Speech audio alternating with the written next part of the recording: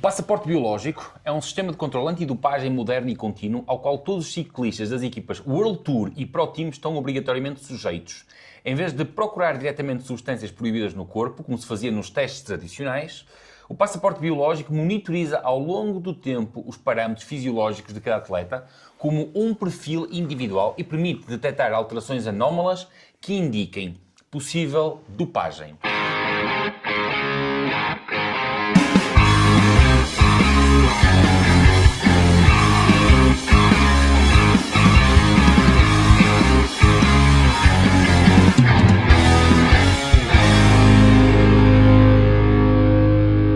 Nós tivemos agora recentemente um caso a nível World Tour que já não acontecia há algum tempo, de um resultado anómalo no passaporte biológico e que deu uma rescisão imediata de contrato da equipa da Red Bull com o atleta que os resultados anómalos vinham da equipa anterior onde ele estava, que era a Movistar. Exatamente. Ultimamente temos-nos visto, isto falando depois daqui do ciclismo português, porque eu acredito que a nível World Tour temos um ciclismo talvez o mais limpo dos últimos anos.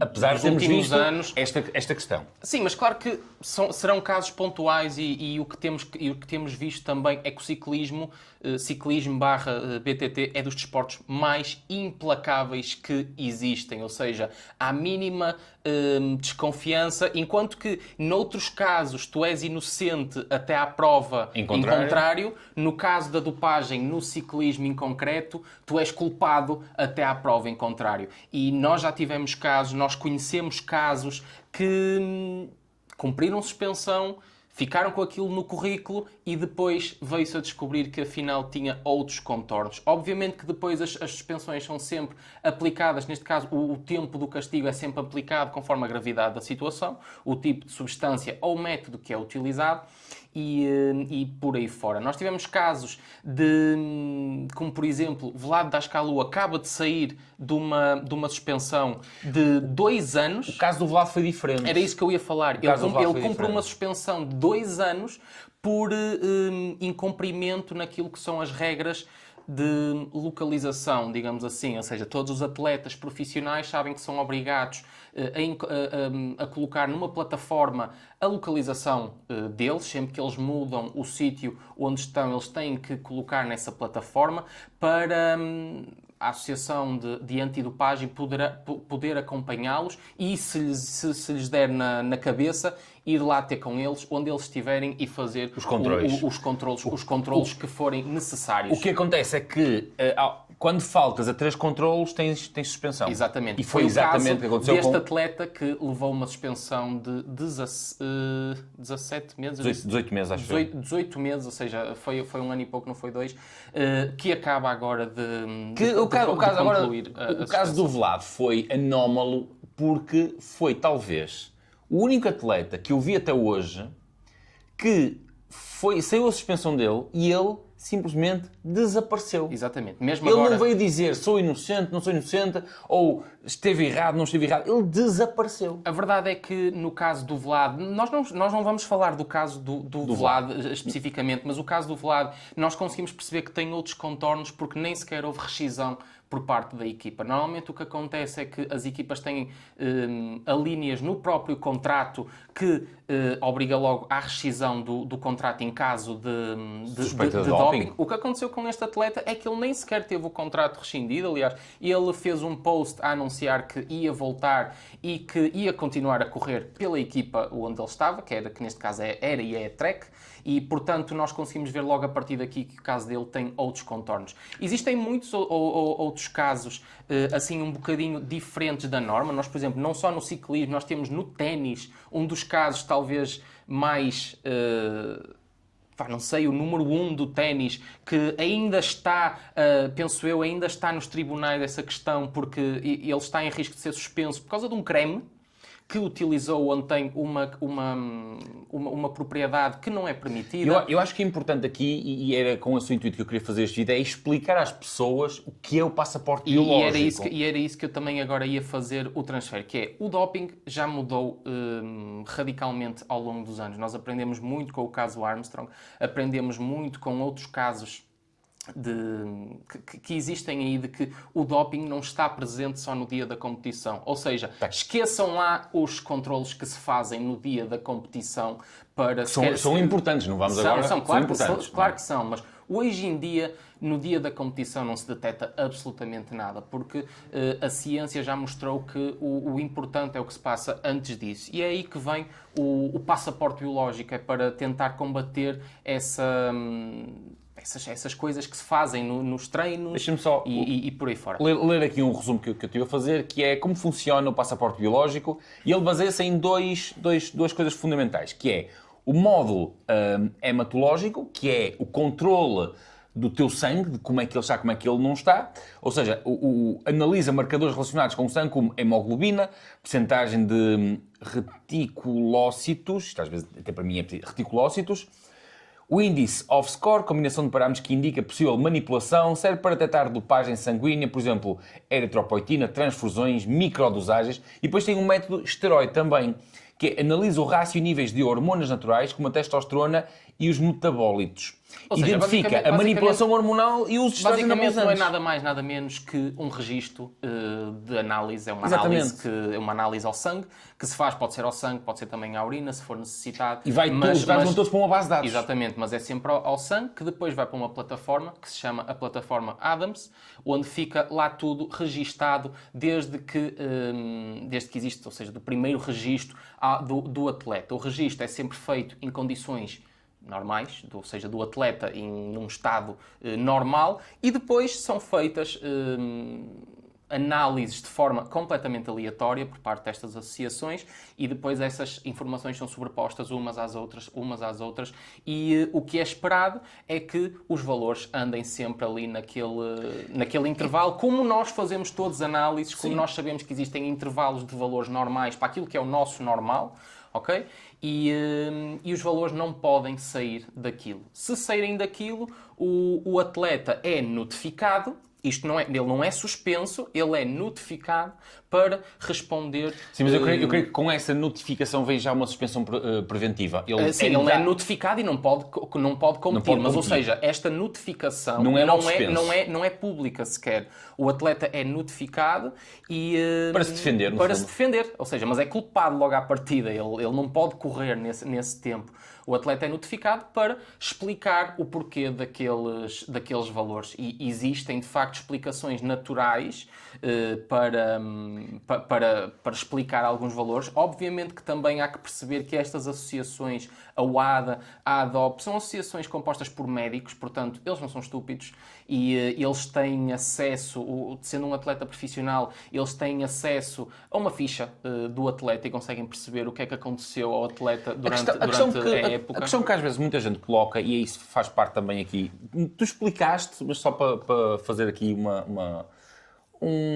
um acentuar da tua explicação, que é que muita gente pergunta, porquê é que demoram 3 anos para suspender um atleta? É porque, para nós termos este modelo constante de registros, é preciso tempo.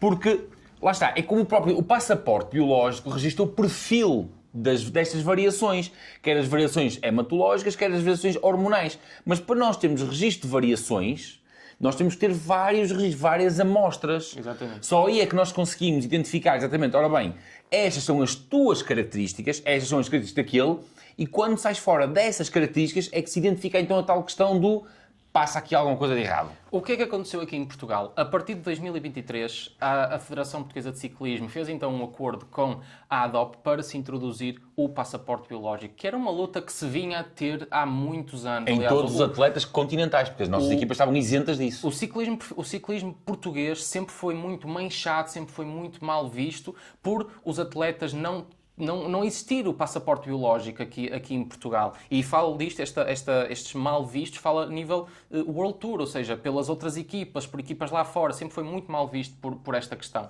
E a partir de 2023 foi então introduzido o passaporte biológico aqui em Portugal. O que é que aconteceu? Com a introdução do passaporte biológico começaram a haver mais registros de atletas. E os casos, este monte de casos que se viu agora, não quer dizer que os atletas neste momento estejam dopados, que haja substâncias dopantes no pelotão português. O que suspeitamos que realmente aconteceu, porque Ou seja, se o passaporte biológico foi instituído a partir de 2023, mas os casos são anteriores a 2023, aquilo que alegadamente aconteceu foi que, havendo já registros isolados, a ADOP começou a meter na base de dados aqui a informação que já havia. E então aí começou a construir uma base de dados que não foi só a partir de 2023, mas esse perfil começou a ser construído também para trás de 2023. Para trás. E assim, supomos que os atletas foram agora analisados, não é? Foram agora feitas as análises e os valores são normais, digamos assim, os valores são normais, mas eles vão buscar dados que têm anteriormente, de, sei lá, 2015, 2016, por aí fora, e os valores não batem certo para aqueles que são agora. Então, os atletas são notificados para explicarem o que é que aconteceu neste período de tempo. E eu acredito que os dados que estão a sair agora são referentes a anos anteriores, não que, propriamente que neste momento exista essa quantidade essa quantidade tão grande de doping aqui no pelotão português. Portanto, e isso é o objetivo do passaporte biológico, ou seja, não analisar só dados isolados, Sim, mas criar um registro ao longo do tempo dos atletas, o que permite um maior controlo e um maior cuidado no combate à... E desincentivar, porque vai ficar tudo registado a qualquer momento, é possível registar. Os controles nas provas continuam a haver e têm efetivamente que haver. Os controles são surpresa, ou seja, o atleta na dita plataforma Adams tem que dizer, por exemplo, eu durante o mês de fevereiro, vou dar aqui um exemplo, vou estar em minha casa e eu disponibilizo-os, imaginem, das 10 às 11 da manhã eu vou estar sempre em casa. Que é para, se a entidade reguladora do doping quiser fazer controles, eles sabem que é esse horário que ele tem que lá ir. Os controles. E ele tem que estar disponível nesse horário, não é? Ele não pode dizer, eu estava a treinar. Não, porque você disse que estava em casa a essa hora. E eu acho que o sistema até acaba por ser muito rígido, francamente. O sistema é super rígido, e entre muitos casos que existem, alguns casos até algo controversos. Nós tivemos aqui até um em Portugal que eu até acabo por dizer isto é mesmo implacável, que foi talvez um dos últimos casos, que foi a equipa, o que envolveu a equipa do... uma equipa que foi suspensa agora toda, que eu agora estou-me a esquecer. O Loltano? Não foi o Loltano? Não foi o Loltano, foi o Tavira. Foi a equipa do Peço Tavira, desculpa, que foi Tavira. suspensa durante 20 dias por acumulação de casos de doping. Acontece é que os atletas em questão é referente a outros anos, quando eles nem sequer estavam na equipa do Tavira. Portanto, o sistema é mesmo implacável. Leva tudo à frente. Mas repara, eu acho eu percebo a ideia, mas não concordo com ela. Porque aí entramos aqui em campos que, por exemplo, e tem acontecido com muitas equipas, que é, a equipa é sancionada por uma irregularidade do passaporte biológico de um atleta que lá está, mas na altura da dita irregularidade o atleta nem sequer estava naquela equipa.